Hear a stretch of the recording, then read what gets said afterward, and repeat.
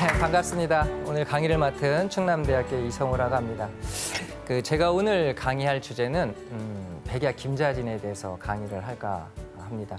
사실 우리 김자진 하면 다들 아는 독립운동가이기도 하고 또 김자진 하면 떠오르는 이미지가 이제 청산리 대첩 이렇게 얘기를 하는데 사실은 김자진은 뭐랄까 청산리 대첩 때문에 사실은 평가가 저평가된 인물, 독립운동계에서는 그렇게 얘기를 합니다. 왜 그러냐면 사실은 청산리 대첩 외에도 한 일들이 상당히 많은데 너무 청산리 대첩이 대명사다 되다 보니까 그 외 활동들이 잘 밝혀지지 않았던 대표적인 인물이 또 김자진이다 이렇게 얘기를 합니다. 그래서 오늘은 김자진의 이제 독립운동 중에서 국외로 가기 전까지 그러니까 국내에서의 독립운동을 중점적으로 강의를 하고요. 다음에는 이제 국외, 청산리 대첩을 비롯한 국외에서 활동을 좀 중점적으로 강의를 할까 생각을 합니다. 자, 김자진 어디서 태어났느냐? 네, 그 홍성 사람입니다. 충남 홍성, 네, 갈산면 출신이고 그 본가는 안동입니다. 우리 조선에서 가장 유명한 가문 그러면 안동 김씨 이렇게 얘기하죠. 그 안동 김씨 집안이고 자 어렸을 때 이름은 명여라고 그러고 호는 백야라고 합니다. 그래서 우리 김자진을 얘기할 때 백야 김자진 하는 이유가 호가 백야이기 때문에 그렇고 이 집안은 상당히 유명한 집안이에요. 우리 충신 집안에서 충신 나오고 효자 집안에서 효자 나온다는 말이 있어요. 이 김자진의 12대 손이 누구냐면 12대 위의 조상이 누구냐면 문춘공 김상용이라고 그 병자호란 때 이제 세자를 데리고 강화도로 피난 갔던 인물이에요. 근데 이 강화도가 함락될 때 오랑캐들한테 잡혀서 수모를 당하느니 차라리 자폭하겠다. 그래서 북문에다 폭탄을 쏴놓고 자폭하신 인물입니다. 그리고 이제 그 아드님 이제 김광현이라고 그분이 이제 홍주 목사로 내려오게 돼요. 그러면서 이제 그때부터 이 김자진 집안이 홍성에서 살기 시작을 합니다. 그래서 원래는 안동 김씨인데 요 갈산이잖아. 홍성구 갈산면이죠. 그렇기 때문에 갈산 김씨라고도 해요. 그리고 이 집안 좀 유명한 인물들이 꽤 있습니다. 우리 김옥균, 갑신정변의 김옥균, 네, 이 집안 사람이고요. 이제 김종진, 김우진이라고 대표적인 우리 독립운동가들인데 이분들도 김자진 집안입니다. 근데 이 김자진이 좀 불행한데 왜 그러냐면 아버지의 정을 이렇게 많이 느끼지는 못했어요. 아버지가 김형규라는 분인데 23살 때 사망을 해요. 그러니까 김자진이 3살 때 사망을 하고 이 형이 경진인데 김경진, 김자진, 김동진 이렇게 되는데 이 김동진이 이제 4달 됐을 때 사망을 하고 그리고 형 경진이 서울로 이제 김덕규라는 분한테 양자로 갑니다. 그러면서 어린 나이에 이 집안의 가장이 되는 거예요. 할머니도 가보고 엄마도 가보고 그런 환경에서 편모를 해서 이제 성장을 하게 되는데 근데 이 집안이 상당히 부자였어요. 홍성에서 정말 부자였는데 이게 이제 김자진 생가입니다. 홍성에 가면 있는데 당연히 복원한 거예요. 복원한 거고 위에는 생가고 요건 옆에 가면 백야사라고 사당이 지금 홍성에 가면 있어요.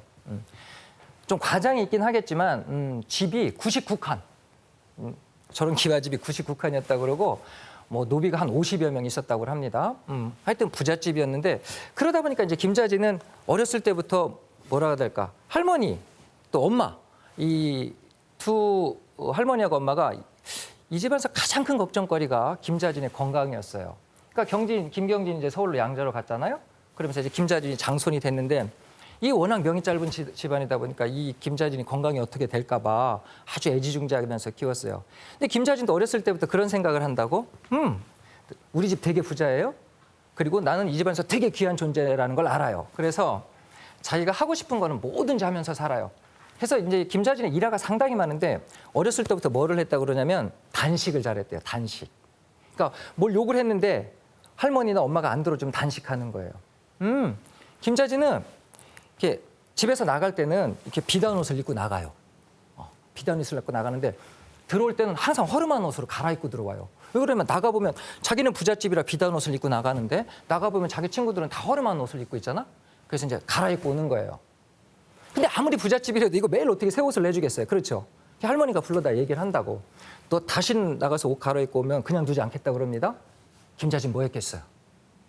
단식합니다. 단식. 할머니가 사흘 만에 항복하고 나오는 거예요. 네 맘대로 해라. 또 지나가는 거린들은 다 데려다 먹여요. 자기 집에 가 먹을 거 많으니까. 근데 아무리 부잣집이라도 이게 한계가 있겠죠. 그렇죠. 그래서 또 얘기한다고. 너 거린들 좀 데려오지 마라. 김자진 뭐 했겠어? 단식합니다. 오, 알아들었네. 네. 네 마음대로 해라 이렇게 얘기를 해요. 그래서 자기가 하고 싶은 일은 다 하면서 이렇게 성장을 하는 경우라고 할 수가 있습니다. 부잣집이었는데 어렸을 때는 그래서 좀 뭐라고 될까? 철이 없었던 경우라고 하는데 그렇지는 않아요. 왜 그러냐면 김자진이 늘 나가면 허름한 옷으로 갈아입고 온다든지 지나가는 거린들을 데려다 먹인다든지 그렇게 한 이유가 있는데 김자진은 어렸을 때부터 이런 생각을 갖고 살아요. 억강부약이라고 생각. 뭐라고요? 억강부약. 강한 것은 누르고 약한 자는 돕는다. 뭐 이런 생각을 어렸을 때부터 갖고 있었어요. 그러다 보니까 나가서 불쌍한 사람들 있으면 데려다가 먹이고 싶은 거고 나가서 강한 자는 있으면 반드시 누르고 싶은 거예요. 그래서 어렸을 때부터 저 생각을 갖고 성장을 하기 시작을 해요. 김자진은 만주에서 계속 무장투쟁을 하게 되는데 그 무장투쟁을 할 때마다 항상 우리 민족들 있지 않습니까? 상당히 가엽게 여기고 그리고 열심히 도와주려고 해요. 그런데 그런 정신이 이때부터 이제 어렸을 때부터 저런 생각 때문에 억강부약의 정신으로 성장을 했다고 합니다. 그리고 또 김자진은 뭐라고 될까? 공부하는 건 되게 싫어했어요. 글 공부는 정말 싫어했어요. 학원 보냈어. 학원이 아니구나. 서당을 보냈어. 서당을 보냈는데 분명히 집에서 출발했는데 서당에서 안 왔다고 연락 와요. 김자진 안 왔다고. 왜 그러냐면 김자진은 어렸을 때부터 무슨 생각을 하냐면 서족이 성명이라고 글 공부라는 것은 자기 이름 3글자만 쓸 줄 알면 다. 김자진 쓸 줄 알면만 되지. 뭐 더 많은 공부가 필요하냐. 뭐 이런 게 인생 철학이에요. 그래서 글 공부 거의 안 해요. 서당 잘 안 다니고. 그런데 참 독특한 건 뭐냐면 글 공부는 참 안 했는데 독서는 참 열심히 했어요. 그래서 김자진이 가장 많이 읽었던 책이 삼국지라고 그럽니다. 삼국지, 수호지, 손오병서. 되게 병서들이죠, 병서? 병서? 그래서 삼국지를 제일 많이 읽었대요. 그래서 어렸을 때 별명이 삼국지 선생이었었어요. 그 동네 사람들한테 삼국지 얘기해 주는 거야. 김자진은 한 번도 체계적으로 이제 군사 교육을 받아본 적은 없습니다. 그런데 만주에서 되게 항일투쟁을 전개를 하죠. 그게 다 이때부터 읽었던 이런 병서들이 크게 도움이 됐다 이렇게 얘기를 하고 그래서 어렸을 때는 글 공부보다는 이제 체력 단련이나 무술연마, 병정놀이 이런 것을 즐겨했던 대표적인 억강부약의 꼬마 대장이다 이렇게 얘기를 해요. 그러니까 어렸을 때부터 강한 것은 누른다는 생각, 약한 자는 도와야 된다는 생각 이것을 이제 가지고 성장했던 대표적인 인물이 바로 김자진이었다 이렇게 얘기를 합니다. 이제 구국을 다짐하는 소년 김자진 이렇게 했는데 글 공부 참 안 했는데 8살 때부터 이제 한문 사숙, 한문 서당을 다니기 시작을 합니다. 근데 이제 그렇게 글 공부하기 싫어했던 김자진을 그나마 공부시킨 선생님이 있는데 이 당시 홍성 지역의 대표적인 한문 선생님이에요. 김광호 선생이라고 서당 선생님인데 좀 열심히 가르쳐서 글을 깨우치게 하고 글을 쓸 수 있는 능력을 갖추게 합니다. 근데 이 김자진한테 이 김광호 선생이 중요한 이유 중에 하나는 물론 이제 글 공부를 시킨 한문사숙 선생이기도 하지만 요번 조카가 있어요. 김석범이라고. 저분이 김자진한테 큰 영향을 미친 인물 중에 하나인데 홍성 사람인데 서울에서 오랫동안 생활을 했어요. 그래서 개화사상, 근대문물을 빨리빨리 받아들여야 된다는 생각을 갖고 있었거든요. 그래서 이 김광호 선생 때문에 김석범이라는 분을 만나게 됩니다. 그러면서 김자진은 저 김석범의 영향을 받아서 계몽의식을 형성을 하기 시작을 해요. 그래서 여기는 조금 어려운 내용인데 이게 우리 한국 근대사를 좀 알아야 돼요. 김자진을 이해하기 위해서는. 지금 계몽의식이 나오고 의병이 나오잖아요. 그래서 되게 1894년에서 1910년 우리 나라가 이제 1910년 8월에 망하지 않습니까? 우리 한국사는 여기를 좀 독특하게 부르는 용어가 있어요. 이걸 뭐라고 부르냐면 국권회복운동기라고 그래요.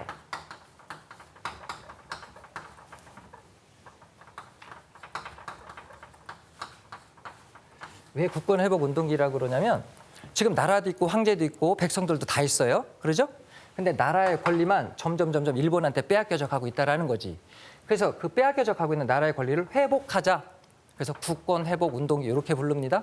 물론 요거는 이제 학자마다 1894년으로 보는 학자도 있고 1900년으로 보는 학자도 있고 뭐 1905년으로 보는데 어쨌든 요 시기 국권회복운동이라고 그러는데 이 국권을 회복하는 운동 노선은 두 가지가 있어요. 하나는 의병전쟁이라는 거예요. 의병전쟁. 또 하나는 뭐냐면 지금 김자진이 형성했다는 계몽운동. 이 두 가지 운동 노선이 나옵니다. 국권회복운동은. 자, 나라의 권리를 회복을 해야 되는데 의병전쟁 이분들은 뭐냐. 지금 실력은 좀 없지만 나가서 무기를 들고 싸워야 된다라는 겁니다. 일본 애들하고 무장투쟁을 통해서 국권을 회복해야 된다. 이런 운동 노선이고, 계몽운동은 그렇진 않아요. 자, 우리가 국권을 빼앗겨져 가고 있는 이유는 뭐다? 이 당시 이 계몽운동가들한테 영향을 미친 세계 사조가 하나 있는데 그게 사회진화론이라는 거예요. 사회진화론. 약육강식, 적자생존, 우승열패에 의해서 강자가 약자를 지배하는 건 당연하다라는 거예요. 이 사회진화론의 영향을 받아서 우리 계몽운동가들은 이렇게 생각을 합니다. 야, 우리가 일본한테 국권을 빼앗기는 이유가 뭐다? 일본이 강자고 우리가 약자기 때문에 그렇다라는 거예요. 그러면 국권을 회복하는 방법은 뭐야? 계몽운동 계열은 이거 뭐다? 우리도 일본처럼 뭐가 되면 된다? 강자가 되면 된다라고 생각을 합니다. 이해되셨습니까? 그래서 강자가 되는 방법은 뭐다? 학교에서 애들도 가르치고요. 신문 잡지도 발행을 하고 산업도 발전시키고 그러다 보면 우리도 힘이 길러질 것이고 힘이 길러지다 보면 우리 스스로 강해질 것이고 그럼 사회 진화론에 의해서 국권은 저절로 회복된다라는 거죠. 그러니까 이거는 그래서 물론 용어가 좀 다양해요. 실력 양성 운동이라고도 해. 계몽 운동은요. 네. 실력을 키우자라는 거죠. 뭐 자강 운동 스스로 강해지자 이렇게도 얘기를 합니다. 이해되셨습니까? 네. 그래서 의병전쟁과 계몽운동 계열로 나뉘어서 국권 회복 운동을 벌여요. 뭐가 맞는 것 같습니까, 이거? 의병전쟁이 맞는 것 같습니까? 계몽운동이 맞는 것 같습니까? 이게 사실은 정답은 없어요. 정답은 없어요. 이 당시 민족운동가들도 다 이거 갖고 고민을 해요. 실력은 없지만 나가서 일단 싸우고 봐야 되나? 미래를 대비해서 실력을 키워야 되느냐? 합쳐서 하면 되는 거예요. 합쳐서 하면 되는데 우리 계몽운동하고 의병전쟁 가장 큰 한계가 뭐냐면 서로 연합하지 못한다라는 거예요. 이게 우리 국권회복운동의 가장 큰 단점이에요. 한계? 단점이라기보다는 이게 왜 그러냐면 이 의병전쟁을 했던 분들은 사상적 기반이 조선 후기의 위정척사 사상이라고 합니다. 아이고. 이게 위정척사 한자로 쓰면 좋은데 바른 것은 지키고 사악한 거 물리친다는 뜻이에요. 그러니까 우리 고유의 것, 사회, 조선을 유지하고 있는 기본적인 사회 제도나 문화 이런 것들은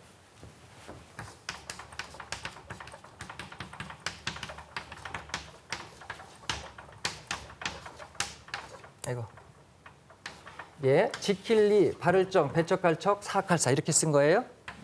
바른 것은 지키고 사악한 거 물리친다 이런 뜻입니다. 그러니까 기본적으로 조선을 유지하고 있는 사회 제도나 문화는 지켜야 되는 거고 외래 문물, 서양 문물 이런 것들은 배척해야 된다는 사상. 이걸 우리가 위정척사 사상이라고 그래요. 그렇기 때문에 기존적으로 위정척사 사상은 우리 걸 지키자라는 사상이기 때문에 상당히 보수적일 수밖에 없어요. 그렇죠? 그렇죠? 예. 자, 의병전쟁은 위정척사 사상을 바탕으로 하고 계몽운동은 우리 그 개화사상이라고 들어보셨습니까? 개화파들이 했던 이 개화사상을 바탕으로 해요. 이 개화사상은 뭐다? 이분들이 물리치고자 했던 사악했던 것들, 서양 문물, 외래 문물, 근대 문물을 받아들이자라는 입장이에요. 그렇기 때문에 위정척사 사상하고 개화사상은 서로 대립할 수밖에 없는 그런 구조를 갖고 있어요. 사상적 배경에서. 근데 이게 국권회복운동에 오다 보니까 이 위정척사 사상은 되게 의병전쟁 계열로 발전을 하고 개화사상은 계몽운동 계열로 발전을 합니다. 이때 서로 연합하지 못했던 것처럼 의병전쟁과 계몽운동 계열도 서로 연합하지 못하는 모습들을 보여요. 이게 우리 국권회복운동의 가장 큰 한계예요. 어떻게 해야 되는데? 합쳐서 해야 되는데. 이해되셨습니까? 네. 그래서 우리 국권회복운동은 합쳐서 하지 못하는 모습을 보이는데 우리 독립운동가들이 누구예요? 깨닫겠죠? 깨닫겠죠? 어떻게 해야 된다? 합쳐서 해야 된다. 깨닫습니다. 깨닫는데 안타깝게도 나라 망하고 깨닫습니다. 이랬더니 뭐 하더라? 나라가 망하더라는 거지. 그래서 1910년 이후에 1910년 국권이 피탈된 이후에 이 의병전쟁 계열과 계몽운동 계열이 연합해서 만든 투쟁 방략이자 이념 체계가 있습니다. 그걸 우리가 독립전쟁론이라고 그래요. 뭐라고요? 독립전쟁론. 네. 이걸로 발전하는 거예요. 이건 뭐다? 김자진이 이 독립전쟁을 실현하기 위해서 만주로 간 거예요. 아주 관계가 깊기 때문에 얘기를 하는데 자, 독립전쟁론. 이거는 한말 의병전쟁 계열과 계몽운동 계열이 연합해서 만든 투쟁 방략이자 이념 체계예요. 자, 이분들 국권회복운동이 때 실력도 없는데 계속 전쟁만 하다가 피해만 봤다라는 거죠. 계몽운동 계열도 준비만 하다 한 번부터 싸워보지 못했다라는 거죠. 그래서 이 독립전쟁론이라는 것은 의병전쟁 계열과 계몽운동 계열이 연합해서 만든 투쟁 방략의 이념 체계입니다. 즉 이제 뭐다? 독립을 해야 되는데 독립을 하는 방법은 뭐밖에 없다? 전쟁을 통해서 가능하다라는 거죠. 그럼 전쟁을 통해서 해야 된다는 것은 의병 전쟁권을 차용한 거죠. 그러죠? 지금 국권 회복 운동에 두 가지 방법론이 있었는데 나라 뺏기면서 독립전쟁론으로 발전을 합니다. 자, 이제 독립을 해야 되는데 방법론은 뭐로만 가능하다? 전쟁을 통해서만 가능하다라는 거죠. 이거는 의병 전쟁권을 따온 거예요. 근데 지금은 아니라는 거예요. 우리가 열심히 일본 제국주의 군대랑 싸울 만큼 힘을 키운 다음에 싸우자라는 거예요. 군사도 양성을 하고요. 무기도 구입하고요. 사관생도들도 양성을 하고 그래서 우리가 일본 제국주의랑 싸울 만큼 힘을 키운 다음에 그때부터 전쟁을 통해서 나라를 되찾자. 이게 바로 독립전쟁론이라는 거예요. 그래서 독립전쟁론은 준비론적 성격이 있어요. 준비가 되면 실력을 키운 다음에 전쟁을 하자라는 거죠. 그러면 실력을 키우자라는 건 계몽운동권을 차용한 게 되는 거죠. 그렇죠? 네, 그래서 1910년에 나라가 뺏기지만 실제로 만주에서 군대를 양성해서 항일 무장투쟁을 전개를 하는 것은 1920년부터예요. 1920년. 그래서 대한민국 임시정부가 우리 3.1운동에 상해서 대한민국 임시정부가 수립되는데 대한민국 임시정부가 1920년을 독립전쟁의 원년이라고 선언을 해요. 이제부터 일본 제국주의랑 뭐를 한다? 독립을 하기 위한 뭐를 한다? 전쟁을 한다라고 선언을 하는 거예요. 그래서 여러분들이 가장 많이 알고 있는 우리 만주 항일투쟁이 1920년에 일어나는 겁니다. 자, 봉오동 전투라는 게 일어나요. 봉오동 전투? 예. 이 봉오동 전투가 1920년 6월에 일어나고요. 우리가 배울 청산리 전투, 김자진이 한 청산리 전투. 이게 1920년 10월에 일어나는 거예요.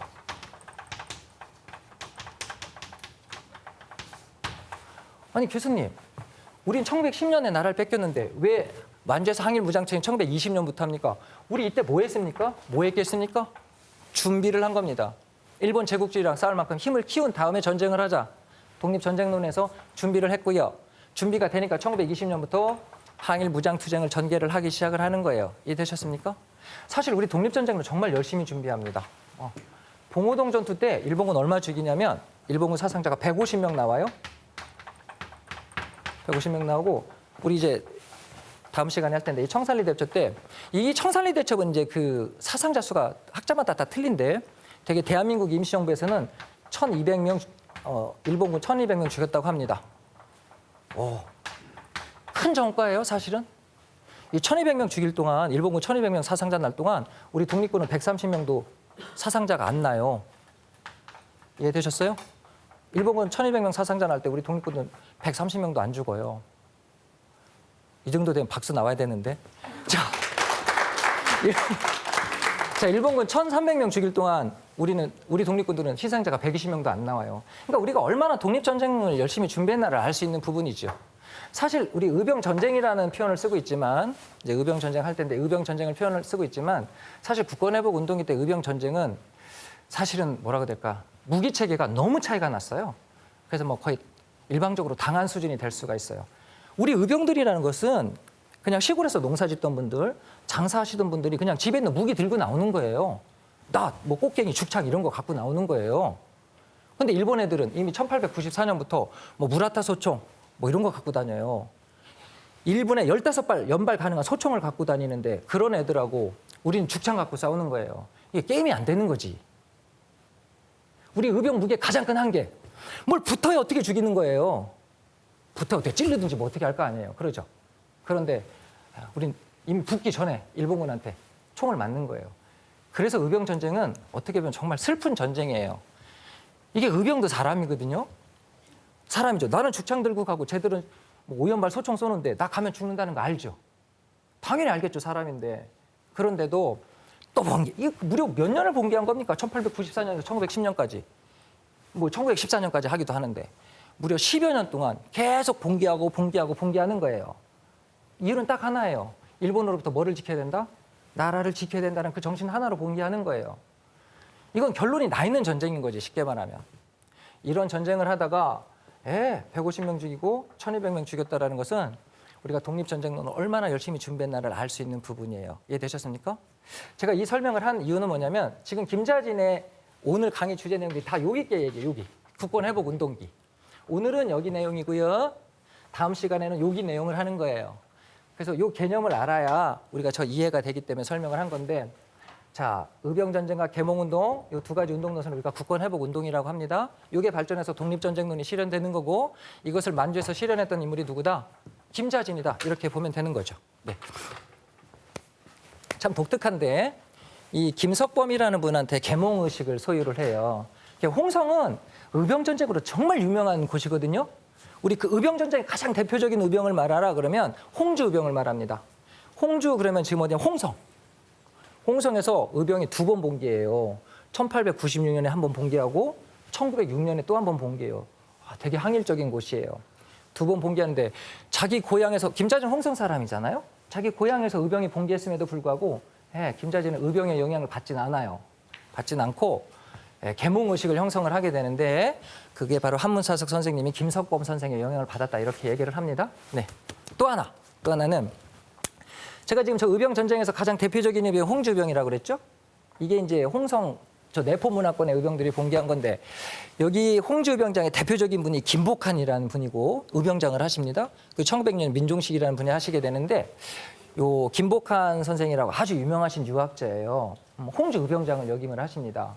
근데 이 홍주 병장 김복한 선생한테 가서 김자진이 공부를 해요. 집도 가까워요. 근데 같은 집안이에요. 안동김씨 집안인데 학년은 김자진이 높아요. 나이는 어려도. 근데 워낙 대단한 유학자이기 때문에 지산 선생님한테 가서 배웁니다. 의병장이니까 주로 뭘 가르쳤겠어요? 의리정신이라든지 민족수호정신이라든지 이런 거를 이제 배우기 시작을 하고요. 이런 것들이 항일투쟁의 어떤 정신적인 기반을 형성했다. 이렇게 얘기를 합니다. 그러니까 김자진한테 영향을 미친 대표적인 두 사람이 있다 그러면 하나는 김광호, 김석범 선생이고 하나는 지산 김복한 선생. 그래서 김석범 선생은 계몽의식을 형성하게 만들었고 지산 김복한 선생님은 이제 항일, 민족수호정신, 의병정신을 이제 가르쳤다. 이렇게 얘기를 합니다. 이게 이제 홍성에 가면 조양문이라고 홍주성 전투가 있었던 곳이라 제가 이제 사진을 좀 올려봤고요. 요거는 이제 홍주병 때 돌아가신 의병들 무덤 홍주사총이라고 그러고, 네, 요거는 홍주성, 홍주병이 일어났을 때 그 성의 모습이에요. 이분이 이제 지산 김복한 선생님, 그 김자진한테 영향을 미친 대표적인 한말 유학자이시면서 홍주병장 했던 분입니다. 요거는 좀 독특한 거라 제가 좀 보여드리는데, 김자진 글 공부 안 했다고 그랬죠. 근데 요 정도 문장 실력은 돼요. 글 쓰는 수준은. 그래서 여기 이제 1901년에 스승님한테 보낸 편지라서 한번 소개해봤습니다. 김자진 글씨하고 자 이제 계몽운동을 하기 시작합니다. 자 선생님들 여기 보세요. 김자진은 국권회복운동 중에서 뭐를 시작한다고요? 계몽운동을 하는 거예요. 홍주의병이 일어난 의병전쟁이 대표적인 홍주에서 태어났지만 뭐를 한다? 계몽운동을 합니다. 제일 먼저 한 게 뭐다? 노비해방입니다. 노비해방. 아까 되게 부잣집이라 그랬죠. 김자진 집안. 노비도 되게 많았어요. 근데 김자진은 하루는 나갔다 들어오더니 자기 집안을 다 모아요. 자기 집안에 있는 노비들을 다 모아요. 그리고 잔치를 베풀어요. 그리고 노비들한테 존댓말을 쓰기 시작합니다. 노비들도 급 당황했지. 왜 존댓말을 갑자기 쓸까? 잔치를 다 베푼 다음에 이런 얘기를 합니다. 이제부터 당신들은 자유라는 거예요. 자, 노비 해방을 단행을 해요. 왜 그러냐면 김자진은 되게 1904년, 5년 이게 이제 연도는 정확하지 않은데 15세 때 정도 되는 것 같아요. 하루는 노비들한테 잔치를 베푼 다음에 노비 문서를 다 소각을 해요. 당신들이 이제 자유라는 거예요. 왜 그러냐면 우리나라가 이렇게 일본한테 국권이 빼앗겨져 가는 이유 중에 하나는 이게 바로 조선시대부터 있었던 신분제도 때문에 그렇다라는 거예요. 그래서 우리가 국권을 회복하기 위해서는 이 신분제부터 혁파돼야 된다라는 거죠. 그래서 당신들 다 자유라고 합니다. 할머니하고 엄마 거의 기절 수준이에요. 노비를 다 해방시키는 거예요. 그게 다가 아니야. 집안에 들어가서 노비 문서 다 갖고 나와요. 노비들한테 토지도 분배를 해요. 노비들도 막 오래된 노비 있을 테고 좀 이렇게 젊은 노비 있고 그러겠죠. 경력에 따라서 토지 분배를 해요. 그게 또 다가 아니에요. 다음 날 소작인들 다 들어오라고 그럽니다. 그래서 또 토지를 분배를 해요. 이런 표현을 써서 좀 그렇지만 이 집안도 김자진 때문에 재산을 다 탕진한 경우라고 할 수가 있습니다. 어쨌든 노비 해방을 단행을 하는데 왜 노비 해방을 단행을 했느냐? 이렇게 생각하면 됩니다. 김자진은 어떤 계기가 되는지 모르겠지만 15살 정도? 이때부터 이제 민족운동의 길로 나가는 것 같아요. 그런데 민족운동의 길로, 독립운동의 길로 나가려고 하는데 왜 나가야 된다? 일제가 나를 구속하고 있기 때문에 그런 거예요. 일본 제국주의가 우리의 주권을 빼앗고 우리 민족을 억압하기 때문에 그런 거예요. 그래서 이 억압을 탈피하기 위해서 내가 민족운동을 해야 된다라고 생각을 했는데 본인도 노비를 억압하고 있는 거예요. 쉽게 말하면 바꿔서 생각을 해보면 김자진 자기가 일제가 되는 거고 자기 집안의 노비가 우리 민족이 될 수 있다는 거죠. 이해되셨습니까? 쉽게 말하면 일제 침략과 속박에서 벗어나기 위해서 민족운동의 길로 가려고 생각을 하는데 자기도 누구를 속박하고 있다? 노비를 속박하고 있더라는 겁니다. 그래서 제일 먼저 뭐를 단행한다? 노비 해방을 단행을 하고 민족운동의 길로 갑니다. 김자진뿐만 그런 건 아니에요. 이 당시 대부분의 민족운동가들이 뭐라 그래야 될까? 독립운동을 시작을 하면서 노비 해방을 단행을 해요. 그 안동유림의 대표적인 석주 이상론 선생도 노비 해방 단행하고 만주갑니다. 뭐 유인식 선생도 그러고 여운형 선생도 그러고 독립운동가 육형제로 유명한 그 우당 이혜영 선생도 노비 해방 단행해요. 이분들도 똑같은 생각을 하는 거예요. 국권 회복을 하기 위해서는 빈부 기천이 없는 나라, 인간 평등이 실현된 나라가 돼야 된다라고 생각을 하는데 본인들도 노비들을 속박하고 있다라고 생각을 했기 때문에 노비를 해방을 합니다. 근데 좀 역사 공부 좀 학생들이 학교에서 강의할 때 뭐 물어봐요. 교수님, 노비 해방은요 이미 1894년 갑오개혁 때 노비 해방이 됐는데 어떻게 1904년에 노비가 있을 수 있습니까? 갑오개혁 때, 갑오을미개혁 때 노비가 해방된 것은 형식상으로 해방이 된 거고 사실 관습적으로 노비들은 계속 유지가 됐어요. 각 지역의 양반들은 노비들을 계속 소유했는데 김자진은 그것을 철폐한 거예요. 자, 이제 본격적으로 민족운동의 길로 들어가게 되는데 김자진이 세운 학교가 있습니다. 호명학교라고 쓴 거예요. 호명학교. 우리 충청도를 호서지역이라고 그러죠. 김자진이 갈산에다 세운 학교인데 호서지역을 개명한다, 밝게 한다라는 뜻으로 호명학교를 설립을 합니다. 저기 지금 국권회복운동 중에서 계몽운동 써놨죠. 저 계몽운동은 운동 방향이 상당히 많아요. 학교도 세우고요, 잡지도 발행하고 학회 활동도 하고 여러 가지 활동들을 하게 되는데 그중에 하나가 교육구국운동이라는 거예요. 전국에 학교들을 세워요, 계몽운동가들은. 학생들을 키워야 미래를 대비할 수 있기 때문에 학교들을 많이 세우는데 김자진도 당연히 계몽운동을 시작을 하니까 교육운동부터 시작을 한 거예요. 그래서 제일 먼저 뭐를 세웠다? 학교를 세운 거예요. 호명학교. 호서 지역을 개명한다 이런 뜻을 갖고 있습니다. 포털 사이트에 검색을 해보면 호명학교 이렇게 검색을 하면 김자진이 세웠다라고 나오는데 정확하게 말하면 김자진 혼자 세운 건 아니에요. 김자진 지금 돈도 없잖아. 노비도 해방하고. 그래서 김자진 혼자 세운 건 아니고 이 당시에 이 홍성 지역에 살고 있던 그 안동 김씨 문중에서 세운 학교다 이렇게 생각하면 되겠습니다. 상당히 컸어요.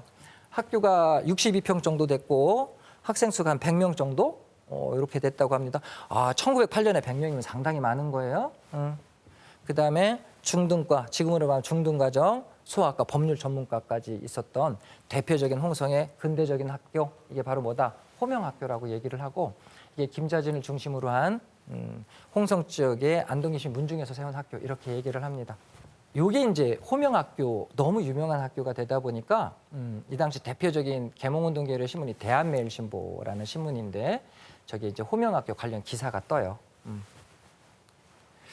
요거 이제 호명학교 졸업식 모습이에요. 졸업식 모습. 연도는 정확하지 않은데 호명학교 졸업식 모습이라고 합니다.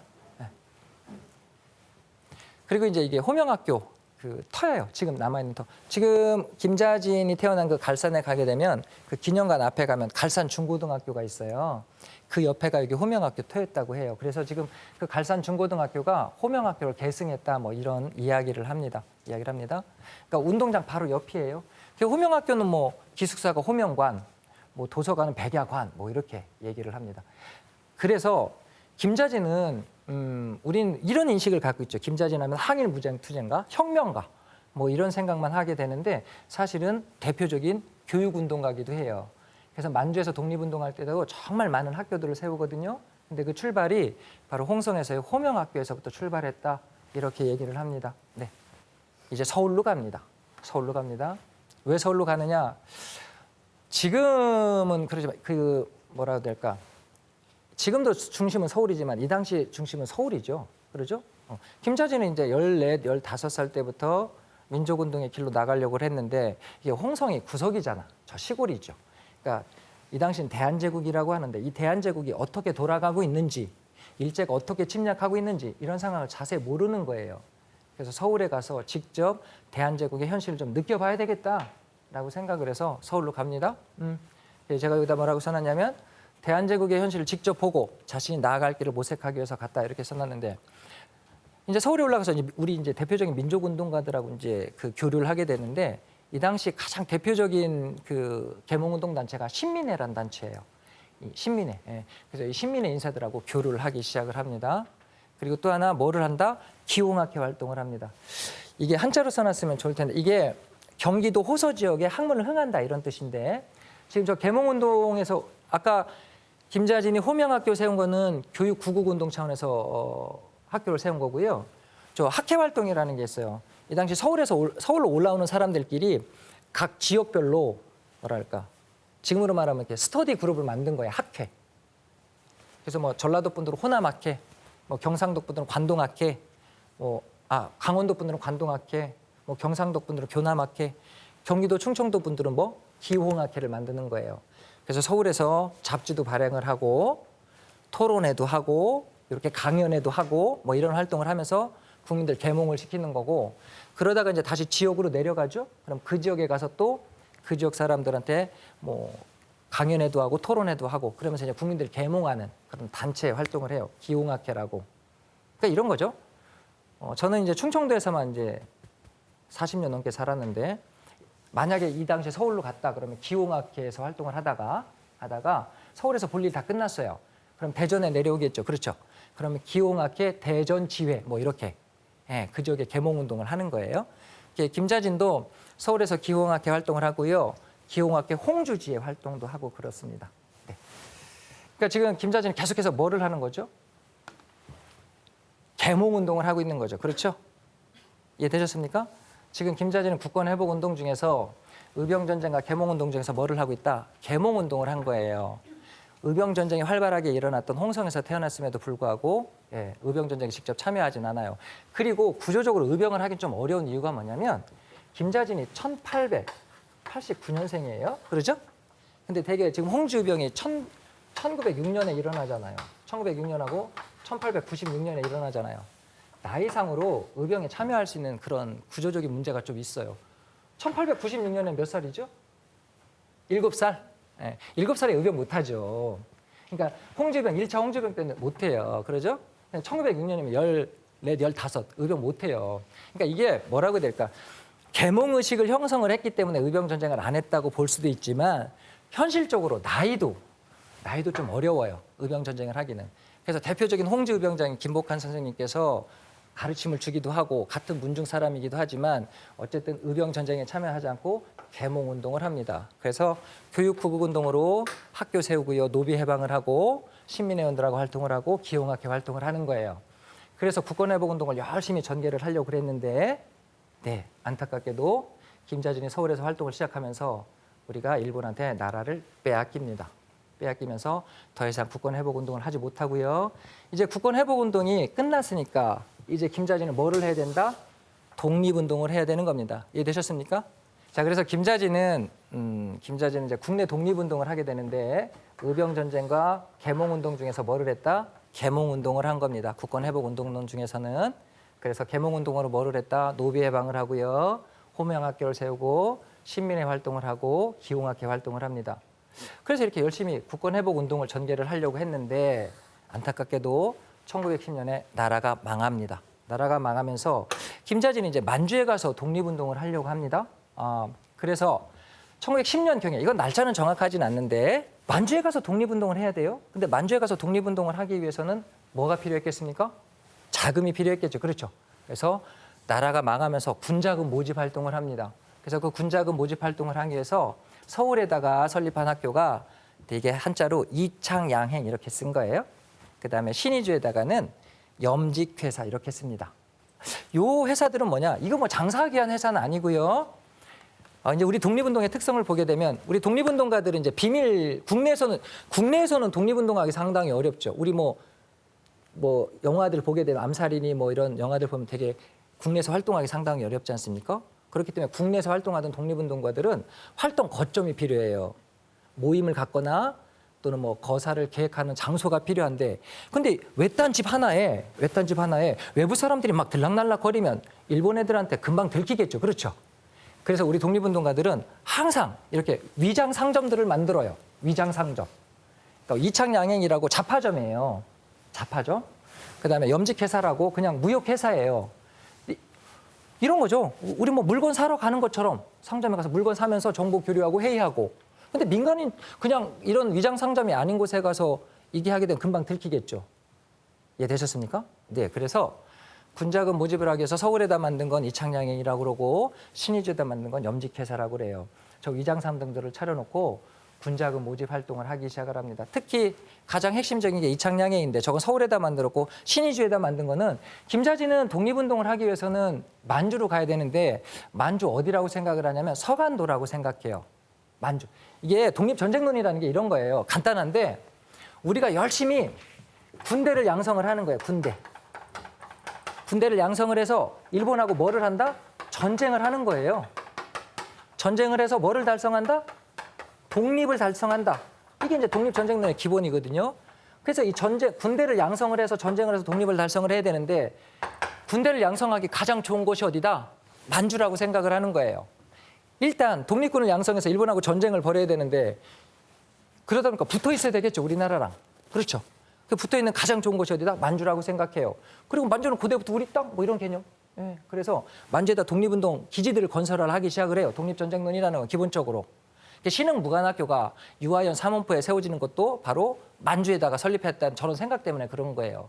서간도에 가서 독립운동을 해야 되는데 그러다 보니까 가장 핵심적인 교통로가 뭐다? 신의주라고 생각을 했어요. 그래서 신의주에다가 염직회사 세우고 서울에다 이창양행 만들어서 서간도 쪽에서 독립운동을 벌이기 위한 군자금 모집 활동을 하기 시작을 합니다. 사실 김자진 이때 후회 많이 했을 거예요. 노비 해방했을 때 토지 안 나눠줬으면 그 많은 돈으로 독립자금으로 쓸 수 있었을 텐데 어쨌든 지금 돈이 없어요. 그래서 군자금 모집 활동을 하기 시작을 합니다. 그래서 이 당시 1910년에서 11년까지 안승구, 민병호, 김찬수 저런 분들하고 독립자금 모집을 하기 시작을 해요. 근데 불행하게도 체포가 되십니다. 그래서 1911년 6월에 체포가 되셔서 2년형을 선고받아요. 그래서 서대문 형무소에 투옥이 됩니다. 이게 이제 김자진이 투옥됐을 당시에 서대문 형무소. 지금 서울에 가면 서대문 형무소 기념관 있죠? 거기에 투옥된 거예요. 근데 여기서 또 여러 가지 만남이 이루어져요. 이 당시 일본 애들은 우리 독립운동가들을 체포를 하게 되면 대부분 어디다가? 서대문 형무소에다 투옥을 했어요. 그래서 우리 독립운동가들 집결지예요. 서대문 형무소가. 김자진은 여기에서 백범 김구 선생님을 만나요. 김구 선생님은 백오인 사건이라고 일본 애들이 조작해낸 사건인데 그 사건에 연루돼서 투옥돼 있었고 김자진은 저 군자금 모집 때문에 투옥돼서 서대문 형무소에서 같이 만난 거예요. 물론 그때는 김구 주석님, 김자진 장군님 이렇게 만난 건 아니고 같은 이제 수영이끼리 만난 거예요. 백범 일지에 보면 김자진을 만난 기록이 정확하게 기록돼 있어요. 홍성 출신인 김자진이라는 인물이 같이 수감 생활을 하고 있는데 기골이 장대하고 나중에 큰 일을 할 인물로 보인다 이렇게 기록되어 있어요. 어쨌든 서대문 형무소에 투옥돼서 2년 동안 투옥돼 있습니다. 그러니까 군자금 모집을 해서 서간도 가서 독립운동을 벌이려고 했는데 체포된 거죠. 그래서 투옥돼 있다가 풀려납니다. 이거 김자진 체포 기사예요. 이 당시 대표적인 신문이 신화민보라고 여기에 보면 여기 있죠? 김좌진. 아까 그 독립자금 모집했던 그 사건 보도 기사예요. 이게 여기 보면 같이 독립운동 그 자금 모집했던 분들 기사 내용이고. 자, 드디어 국내 독립운동 마지막 단계에 들어가게 되는데 그게 바로 뭐다? 광복회예요. 그러니까 1911년 체포됐죠. 투옥돼 있다가 홍성에 내려와요. 홍성에 내려와 있다가 1910년대 가장 대표적인 독립운동 단체인 광복회라는 단체에서 활동을 합니다. 광복회 처음 들어봤죠? 이게 학교 다닐 때는 이제 대한광복회라고 했던 단체예요. 이 단체에 가입해서 활동을 합니다. 이게 참 대단한 단체인데 1915년에 결성된 단체입니다. 1915년에 어디에서 만들어지느냐? 대구에서 만들어져요. 대구에서 만들어지는데 그럼 대구까지 갔습니까? 그런 건 아니고요. 이 광복회가 1915년 7월에 만들어지는 단체인데 아까 저기서 설명한 것처럼 의병 계열과 계몽운동 계열이 연합을 해서 국내에서 만든 최초의 독립운동 단체예요. 그래서 아주 상징적 의미를 갖고 있는데 여기에 부사령으로 참여를 하는 거예요, 김자진은. 근데 처음서부터 부사령은 아니었고 처음에는 이게 이 광복회가 이런 거예요. 독립전쟁 논리 이제 실현하기 위한 단체인데 똑같습니다. 1915년에 만들어져서 자금을 모집을 해요. 자금을 모집을 해. 그래서 이걸 어디로 보낸다? 만주로 보내는 거예요. 만주로 보내서 군대를 양성을 합니다. 군대가 양성이 되면 일본하고 뭐를 한다? 전쟁을 한다. 예. 상당히 투쟁적인 단체죠.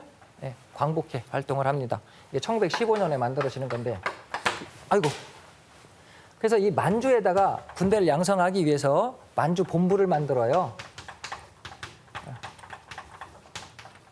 만주 본부를 만드는데 이 만주 본부의 책임자가 원래 처음에는 황해도에서 의병 활동을 했던 이진용이라는 분이 맡았었는데 이분이 그 운산 금강 공격하다가 체포가 됩니다. 체포가 되면서 광복회에서 만주에서 군대를 양성하기 위해서 만들었던 만주 본부의 책임자로 누구를 보낸다? 김자진을 보내는 거예요. 이해되셨습니까? 네. 그럼 김자진은 만주로 가기 전까지 광복해서 도대체 뭐를 했느냐? 네. 군자금 모집을 활동을 했어요. 요거 한자로 위패제조라고 쓴 겁니다. 김자진이 뭐를 했냐면 중국 단동에서 중국의 가짜 돈을 막 찍어요. 가짜 돈을. 위패, 가짜 돈이라는 뜻이잖아요. 괜찮아요. 독립자금으로 쓸 거니까. 가짜 돈. 이걸 개인적으로 쓰지는 않으니까. 가짜 돈을 막 찍어요. 그래서 이걸 실제 돈으로 바꾸는 거예요. 바꿔서 독립자금으로 쓰는 거예요. 굿 아이디어죠. 그죠? 그래서 이걸 열심히 위패 제조를 만들고 있었는데 이걸 일본 애들한테 들켜요. 1917년 4월에. 그래서 추격을 당하기 시작을 했고 때마침 그 당시 만주 책임자였던 이진용이라는 분이 체포가 되면서 만주 책임자가 필요했던 거예요. 그래서 김자진이 만주로 파견되는 거예요. 정말 이런 표현을 쓰면 그런데 김자진이 운이 좋은 게 이 광복회라는 단체가 김자진이 만주에 파견된 뒤에 5달 안에 전부 다 체포가 돼요. 전부가 체포가 돼서 6분이 사형 집행을 받아요. 근데 만약에 김자진이 만주에 가지 않았다고 한다면 김자진도 아마 체포가 됐을 거고 만주에서 항일투쟁도 못할 수도 있었어요. 그러니까 역사는 가정이라는 걸 하면 안 되는데 어떻게 보면 위패 제조하다 들킨 케이스, 일본 애들한테 추격을 받으면서 만주에 가게 되는 계기가 되고 그러면서 어떻게 보면 광복회 활동을 했음에도 불구하고 국내에서 체포되지 않는 그런 경우다라고 할 수가 있습니다. 그래서 사실은 우리가 이런 거예요. 만주 항일 무장투쟁을 벌였던 대표적인 김자진이 사실은 광복회 활동을 하다가 광복회 총사령관인 박상진이라는 분이 만주를 파견을 하면서 만주에서 활동을 하게 되는 그런 계기가 되는데 우리는 박상진이라는 분은 잘 모르는데 김자진은 아는 거죠. 사실은 광복회에서 김자진을 만주로 파견하지 않았으면 사실은 청산리 대첩도 사실은 김자진이 안 했을 수도 있는데 역사가 또 그렇게 흘러가네요. 네. 그래서 오늘은 여기까지만 하겠습니다. 국내 독립운동까지만. 그래서 다음 시간에는 이제 만주 얘기 한번 해보겠습니다. 원래 김자진 하면 만주 얘기가 본론이니까 그래서 만주 활동은 다음 시간에 하도록 하겠습니다. 고생들 하셨습니다.